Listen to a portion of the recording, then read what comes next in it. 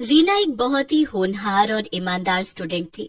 उसका परिवार बहुत गरीब था, जिस कारण रीना को स्कूल में सबके सामने शर्मिंदा होना पड़ता था।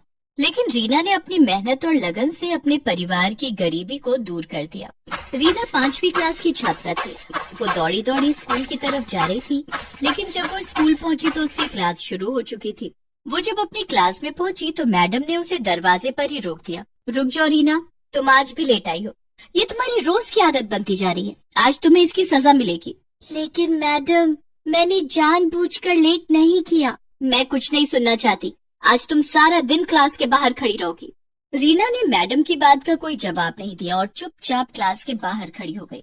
दरअसल रीना के घर से स्कूल की दूरी पूरे 5 किलोमीटर थी।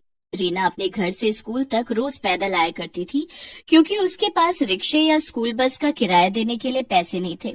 रीना के माता पिता बहुत ही गरीब थे। रीना के पिता सब्जी बेचा करते थे। उससे उनकी जो कमाई होती, उससे उनका गुजारा किसी तरह से चल पाता था। लेकिन रीना के माता पिता रीना को पढ़ाना चाहते थे, इसलिए उन्होंने रीना का एडमिशन स्कूल में करवा दिया था। उस दिन रीना क्लास के बाहर खड़ी रही, लेकिन उसका सारा ध्यान क्लास के अंदर पढ़ा रही मैडम पर था। वो उनकी पढ़ाई हुई सारी बातें अपने दिमाग में नोट कर रही थी। रीना पढ़ने लिखने में बहुत होशियार थी।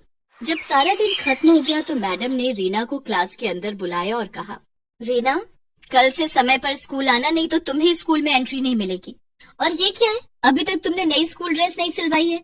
तुम्हारी शर्ट में कितने पैबंद लगे हुए हैं? मैडम, मैंने मम्मी पापा से कहा था, लेकिन अभी उनके पास पैसे नहीं है। जब पैसे होंगे तो वो मेरे लिए नई स्कूल ड्रेस ला देंगे। ठीक है, अब तुम घर जाओ। रीना के फटे हुए स्कूल ड्रेस को लेकर क्लास की लड़कियां उसका बहुत मजाक उड़ाती थी, लेकिन रीना किसी से कुछ नहीं कहती। रीना स्कूल से पैदल घर आ गई। घर आने के बाद उसने मैडम की पढ़ाई हुई सारी चीजें फिर से रिवीजन की। पढ़ाई से जो वक्त मिलता था, रीना उस समय में सब्जी बेचने में अपने माता पिता की मदद करती थी। वो सब्जी बेचते हुए भी अपनी पढ़ाई करती रहती थी। धीरे धीरे समय बीतता गया और रीना ने 5वीं क्लास की परीक्षा पास कर ली। वो अपनी क्लास में अव्वल आई थी। घर आकर रीना ने ये बात अपने माता पिता को बताई। रीना बेटिया, ये तो बहुत अच्छी बात है। तू खूब मन लगाकर पढ़ाई कर। देखना, एक दिन तू बहुत बड़ी अफसर बनेगी। लेकिन बाबा, इस बार मैं पुरानी किताबों से नहीं पढ़ूंगी। इस बार मुझे भी नई किताबें चाहिए। मेरी पुरानी किताबें देखकर मेरी सहेलियां मेरा मजाक उड़ाती हैं। रीना के माता पिता के पास इतने पैसे नहीं थे कि वो उसे नई किताबें ला कर देते, इसलिए रीना अपने किसी सीनियर से सेकंड हैंड किताबें कम कीमत में खरीद लेती थी। लेकिन इस बार रीना ने किशोर से नई किताबों की डिमांड कर दी थी। रीना की बात सुनकर किशोर परेशान हो गया। किशोर को इस तरह से परेशान देखकर रीना की माँ तारा ने रीना से कहा, रीना बेटी, तुझे पढ़ाई करने से मतलब है या नई किताब से? पढ़ाई से। तो पढ़ाई पुरानी किताब से भी हो सकती है। किताबें नई या पुरानी होने से कुछ नहीं होता। नई किताब में जो बातें लिखी होंगी वही तो पुरानी किताब में भी लिखी होंगी, इसलिए तू पुरानी किताब से पढ़ाई कर ले। ठीक है माँ। रीना इस बार भी अपने किसी सीनियर की पुरानी किताब सस्ते दाम में खरीद लेती है। रीना की पुरानी किताब देखकर उसकी सहेलियां हंसकर उसका मजाक उड़ाने लगी। रीना, नई क्लास में भी फटी हुई किताब? इन किताबों में तो कवर लगाने की भी जगह नहीं है। मेरी किताब पुरानी और फटी है तो क्या हुआ? देखना, मैं इस बार भी क्लास में अव्वल आऊंगी। रीना इस बार और भी ज्यादा मन लगाकर पढ़ाई करने लगी। रीना अपने घर के हालात जानती थी, इसलिए वो कभी अपने माता पिता से किसी चीज की डिमांड नहीं करती थी। दूसरे बच्चों की तरह वो लंच में तरह तरह के पकवान नहीं लाती थी। एक दिन स्कूल में लंच के समय, चल रीना, खाना खाते हैं, बहुत भूख लगी है। ठीक है। पिंकी ने अपना लंच बॉक्स खोलकर देखा तो उसमें आज फ्राइड राइस और चिली पनीर रखे थे। अरे वाह, आज मम्मी ने मेरी फेवरेट डिश दी है। इसे खाकर बड़ा मजा आएगा। पिंकी का लंच देखकर रीना अपना डब्बा खोलने की हिम्मत नहीं कर पा रही थी। तभी कीर्ति भी अपना लंच बॉक्स लेकर वहाँ आ गई। कीर्ति, तू आज लंच में क्या लाई है? कीर्ति ने अपना लंच बॉक्स खोला। आज मम्मी ने पूरी और शाही कोफ्ते दिए हैं। अरे वाह। रीना, तू लंच में क्या लाई है? तू भी अपना डब्बा खोल। मैं आज लंच नहीं लाई। लेकिन मैंने तो तुझे अपने बैग से लंच बॉक्स निकालते हुए देखा था। तूने उसे वापस क्यों रख दिया? पिंकी ने रीना के बैग में से उसका लंच बॉक्स निकाल लिया। दोनों सहेलियों ने जब रीना का लंच बॉक्स खोला तो उसमें गुड़ और 2 सूखी रोटी रखे हुए थे। अरे रीना, तेरी मम्मी ने लंच में रोटी और गुड़ दिया है, ले तू हमारा खाना खा ले।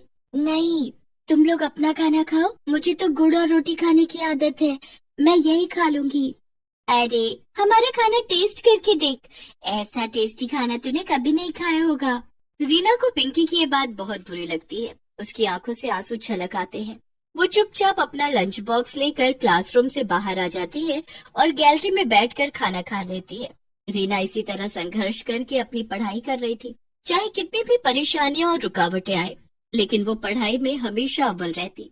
एक दिन रीना के बाबा, रीना अब 7वीं कक्षा में पहुंच गई है, वो अब बड़ी हो रही है, उसके पुराने स्कूल ड्रेस छोटे हो गए हैं और कई जगह से फट भी गए हैं।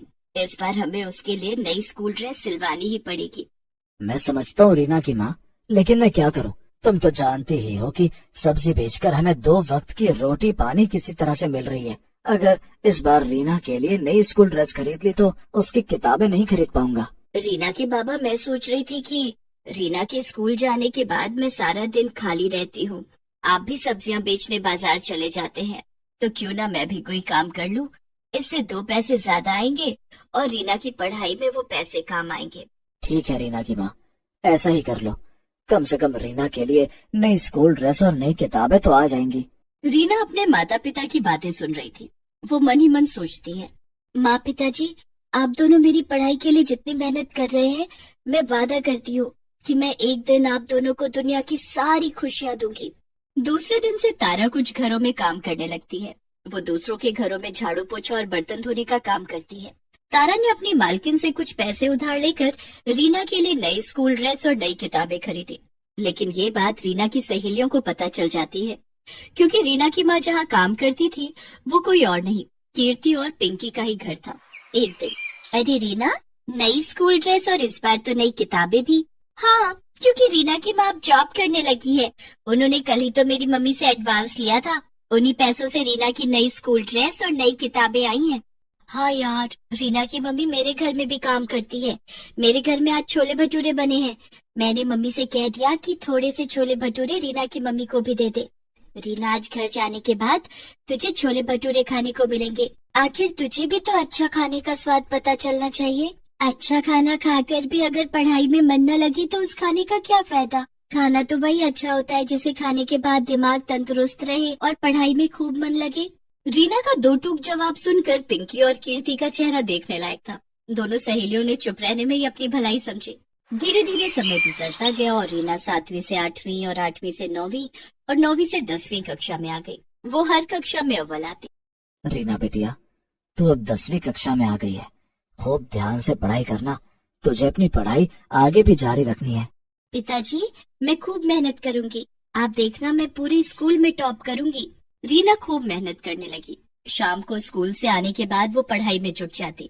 क्लास में टीचर के पूछे गए हर सवाल का रीना सबसे पहले और सही जवाब देती। पैदल स्कूल आना और पैदल घर जाना भी रीना के हौसले को तोड़ता नहीं, बल्कि और बढ़ा देता था। धीरे धीरे दिन बीत गए और 10वीं की परीक्षा का दिन भी आ गया। रीना, ये ले, दही चीनी खाकर जा, परीक्षा अच्छे से दे पाएगी। रीना ने पैर छूकर अपने माता पिता का आशीर्वाद लिया और परीक्षा देने पैदल घर से निकल पड़ी। लेकिन रास्ते में ही उसका जूता टूट गया। ओह, इसे भी अभी टूटना था। समय पर परीक्षा सेंटर नहीं पहुंची तो परीक्षा नहीं दे पाऊंगी, मुझे वहां तक जाना ही होगा। रीना ने अपने टूटे हुए जूतों को उतारकर हाथों में ले लिया और खाली पैर ही परीक्षा सेंटर की तरफ जाने लगी। चलते चलते उसके पैरों में छाले पड़ गए, लेकिन रीना के कदम परीक्षा सेंटर पर जाकर ही रुके। रीना ने अच्छे से अपनी परीक्षा दी। दूसरे दिन वो अपने पैरों में पॉलीथीन बांधकर परीक्षा सेंटर पहुंची, क्योंकि नए जूते खरीदने के लिए उसके पास पैसे नहीं थे। इस तरह से रीना ने 10वीं की परीक्षा भी दे दी। कुछ दिनों के बाद जब परीक्षा का रिजल्ट आया, क्लास में, रीना, तुम बहुत होनहार और मेहनती हो। आज तुम्हें तुम्हारी मेहनत का फल मिला है। तुम इस स्कूल में ही नहीं, पूरे राज्य में 10वीं की परीक्षा में अव्वल आई हो। देखो, अखबार में तुम्हारी फोटो छपी है। मैडम ने रीना और पूरे क्लास को अखबार में रीना की फोटो दिखाई। इतना ही नहीं, आगे की पढ़ाई के लिए तुम्हें सरकार की तरफ से स्कॉलरशिप भी दी जाएगी। ये सब सुनकर रीना बहुत खुश हुई। वो खुशी खुशी जब घर पहुंची तो उसके घर के बाहर मीडिया वाले उसका इंटरव्यू लेने के लिए इकट्ठा थे। सबने बारी बारी से रीना का इंटरव्यू लिया। रीना की कामयाबी से उसके माता पिता बहुत खुश थे। रीना ने स्कॉलरशिप की मदद से पहले 12वीं और फिर कॉलेज की पढ़ाई पूरी की। उसके बाद प्रतियोगिता परीक्षा की तैयारी करने लगी। कुछ सालों की कड़ी मेहनत से रीना ने आईएएस की परीक्षा पास कर ली थी। रीना अब एक आईएएस ऑफिसर बन चुकी थी। रीना ने अपने आप से जो वादा किया था उसे पूरा कर दिखाया। उसने अपने माता पिता के कदमों में दुनिया की सारी खुशियां लाकर रख दी।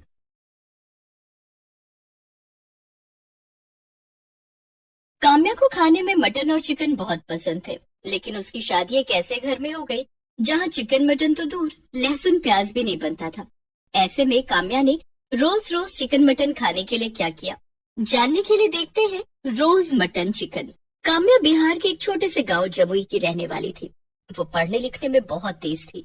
स्कूल की पढ़ाई के बाद उसके पिता कैलाश ने उसका एडमिशन दिल्ली यूनिवर्सिटी में करवा दिया था। अब काम्या दिल्ली में एक हॉस्टल में रहकर अपनी पढ़ाई कर रही थी। काम्या ने दिल्ली यूनिवर्सिटी से बीए और एमए की पढ़ाई की। गांव में इससे पहले कोई भी लड़की पढ़ाई करने दिल्ली नहीं आई थी। यही कारण था कि काम्या की शादी के लिए ढेरों रिश्ते आने लगे। पढ़ाई पूरी होने के बाद काम्या के माता पिता ने उसे वापस गांव बुला लिया। माँ पापा, आप लोगों ने मुझे गांव क्यों बुला लिया? मेरी वहाँ जॉब लगने वाली थी। देख काम्या, तेरी शादी के लिए बहुत अच्छा रिश्ता आया है। लड़के वाले जमुई के ही हैं, लेकिन वो लोग दिल्ली में रहते हैं। शादी के बाद तू वापस दिल्ली चली जाना और अपनी जॉब कर लेना। ठीक है माँ, तू कल तैयार रहना, कल लड़के वाले तुझे देखने आएंगे। ओके माँ, मैं जरा पार्लर होकर आती हूँ। ठीक है बेटी। काम्या बाजार चली जाती है और एक रेस्टोरेंट में पहुँचती है। कितनी अच्छी मटन की खुशबू आ रही है। यहाँ जी भर कर मटन खाऊंगी। काम्या रेस्टोरेंट के अंदर जाती है और वेटर को बुलाती है। Yes ma'am. आपकी दुकान की सबसे स्पेशल नॉनवेज क्या है? मैम, आप मटन हांडी ट्राई करो। इसे हम मिट्टी के बर्तन में बनाते हैं। मटन का टेस्ट भी और मिट्टी की सौंधी सौंधी खुशबू भी। ठीक है, आप 2 प्लेट मटन हांडी और 1 प्लेट चिकन सीख कबाब ले आइए। जी मैम। वेटर काम्या को उसका ऑर्डर सर्व कर देता है। काम्या सारा मटन और चिकन खा लेती है। अब जाके राहत मिली है। सुबह से हरी सब्जियां खा खा के मेरा पेट ही नहीं भर रहा था। दरअसल काम्या के घर में नॉनवेज तो दूर, लहसुन प्याज भी नहीं बनता था। लेकिन काम्या को दिल्ली के हॉस्टल में रहकर रोज रोज मटन चिकन खाने की लत लग गई थी। उसे एक दिन भी मटन और चिकन ना मिले तो उसकी हालत बिगड़ जाती थी। लेकिन काम्या को क्या पता था कि उसे ससुराल भी ऐसा ही मिलने वाला था। उस दिन जब काम्या घर लौटी, आ गई बेटी? हाँ माँ, बहुत थक गई हूँ, मैं सोने जा रही हूँ, खाना नहीं खाऊंगी। ऐसा कहकर काम्या सोने चली जाती है। दूसरे दिन उसे लड़के वाले देखने आते हैं। काम्या तैयार होकर उनके सामने जाती है। बहन जी, हमें लड़की पसंद है। अगर आपको हमारा लड़का पसंद हो तो हम बात आगे बढ़ाएं। हाँ हाँ, क्यों नहीं बहन जी, ये भी कोई पूछने वाली बात है। आपका लड़का हमें बहुत पसंद है। मैं तो कहती हूँ हमें देरी नहीं करनी चाहिए, जल्दी इन दोनों की शादी करा देनी चाहिए। ठीक है बहन जी। कविता काम्या के हाथों में शगुन के रुपए दे देती है और काम्या अरुण की शादी तय हो जाती है। कुछ दिनों के बाद दोनों की शादी हो जाती है। शादी वाले दिन तक तो काम्या ने ऑर्डर करके मटन और चिकन मंगाया और छिप छिप कर खा लिया। लेकिन विदाई के बाद जब वो ससुराल पहुंची, आओ बहू, अपने शुभ पैरों से हमारे घर को पवित्र करो। तुम्हारे रूप में हमारे घर लक्ष्मी आई है। कविता अपनी बहू काम्या और बेटे अरुण की आरती उतारती है और उन्हें घर के अंदर आने के लिए कहती है। काम्या घर के अंदर आ जाती है। कविता बहू और बेटे को उनके कमरे में भेज देती है। थोड़ी देर के बाद घर का नौकर चाय नाश्ता लेकर आता है। नाश्ते में मिठाइयाँ और नमकीन देखकर काम्या मन ही मन सोचती है, हाय, ये नमकीन और मिठाइयाँ कौन खाएगा? इनसे तो मेरा पेट ही नहीं भरेगा। मेरा तो मटन सीख कबाब खाने का बहुत मन हो रहा है, लेकिन अभी कैसे मंगवाऊं? घर में इतने लोग हैं, अभी मैं बाहर भी नहीं जा सकती। उस दिन मजबूरी में काम्या को नमकीन और मिठाइयों से काम चलाना पड़ा। रात के खाने में भी उसे वेज खाना खाने को मिला। ऐसे ही 2-3 दिन गुजर गए। मटन चिकन के बिना काम्या के चेहरे की रौनक ही चली गई थी। क्या बात है काम्या, तुम कमजोर क्यों लग रही हो? यहाँ तुम्हें भरपेट खाना तो मिल रहा है ना? बहू, कहीं तू शर्म के मारे आधा पेट खाकर तो नहीं रह जाती? नहीं माँ जी, शर्म किस बात की, वो शादी की रस्मों में थक गई थी ना, इसलिए। अच्छा ऐसी बात है, तो तू आराम कर। वैसे भी तुझे घर के काम नहीं करने हैं, घर में नौकर तेरे लिए तो है। तुझे जो चीज चाहिए रामू से मांग लेना। जी माँ जी। काम्या मन ही मन सोचती है, अब इन्हें कैसे समझाऊं कि मैं क्यों कमजोर होती जा रही हूँ। अगर जल्दी मुझे मटन चिकन खाने को नहीं मिला तो मैं मर ही जाऊंगी। एक काम करती हूँ, रामू से कहती हूँ मेरे लिए मटन और चिकन ले आए। रामू काका, आप आज बाजार जाओगे ना? मेरे लिए कुछ सामान ला दोगे? हाँ बहू रानी, क्या सामान लाना है? हम जरूर ला कर देंगे। काम्या एक कागज के टुकड़े पर उसे एक रेस्टोरेंट का एड्रेस लिख कर देती है और कहती है, ये पैसे रख लो, मैंने रेस्टोरेंट में फोन कर दिया है, वो मेरा ऑर्डर आपको पैक करके आपको दे देंगे।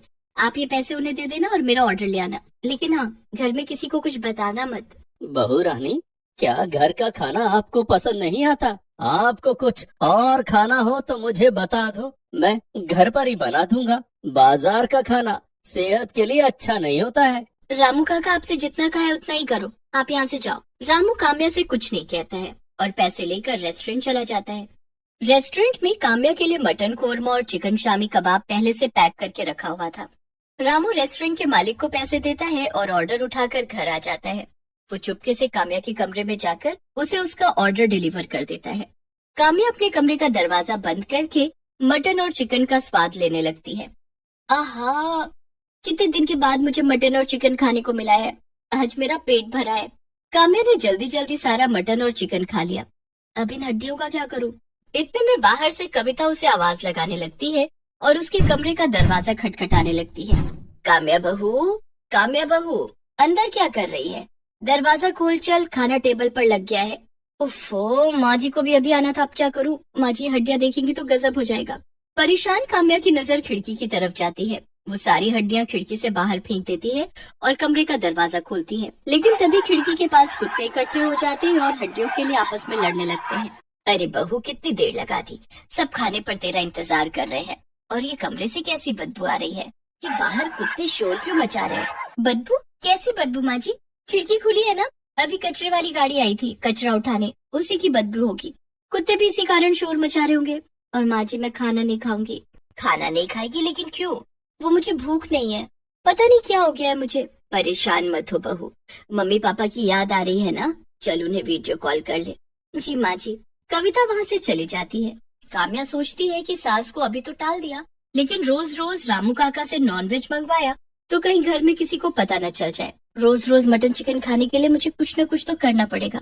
काम्या थोड़ी देर सोचती है। हाँ, ये ठीक रहेगा, मैं जॉब ज्वाइन कर लेती हूँ, रोज बाहर निकलने का मौका मिलेगा और इसी बहाने रोज मटन चिकन भी खा लूंगी। मैं आज ही अरुण से बात करती हूँ। उस दिन जब अरुण ऑफिस से घर आता है तो काम्या उससे अपनी जॉब की बात करती है।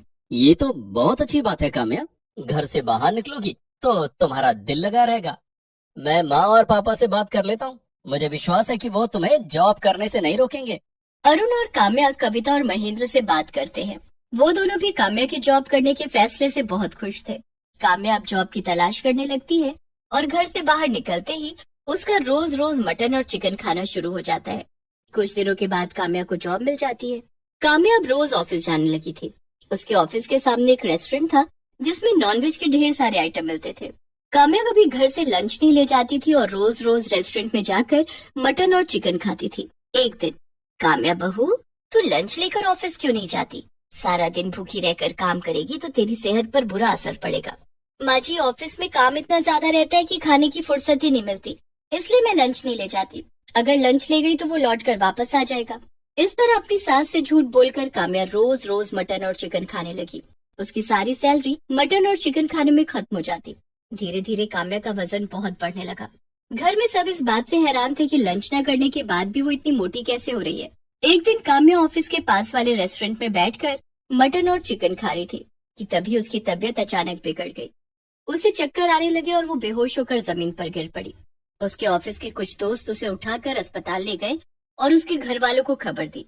अरुण, कविता और महेंद्र भागे भागे अस्पताल आए। वहाँ डॉक्टर ने चेकअप किया और कविता से कहा, लगता है आपकी बहू रोज रोज मटन चिकन खाती है, तभी इनका कोलेस्ट्रॉल बहुत बढ़ गया और इनका बीपी भी बहुत हाई है। इन्हें बहुत ज्यादा सादा खाना खाना होगा, तभी इनकी सेहत सुधर सकती है। ये आप क्या कह रहे हैं डॉक्टर साहब? बेचारी मेरी बहू तो दिन में खाना भी नहीं खाती है, वो चिकन मटन कैसे खा सकती है? देखिए, ये रोज मटन चिकन खाती है, ये मैं नहीं कह रहा हूँ, इनकी रिपोर्ट कह रही है। माँ जी, मुझे माफ कर दीजिए, डॉक्टर सही कह रहे हैं। मैं रोज छिप छिप कर मटन चिकन खाती थी, लेकिन अब कभी उन्हें हाथ भी नहीं लगाऊंगी। काम्या की चोरी पकड़ी गई थी।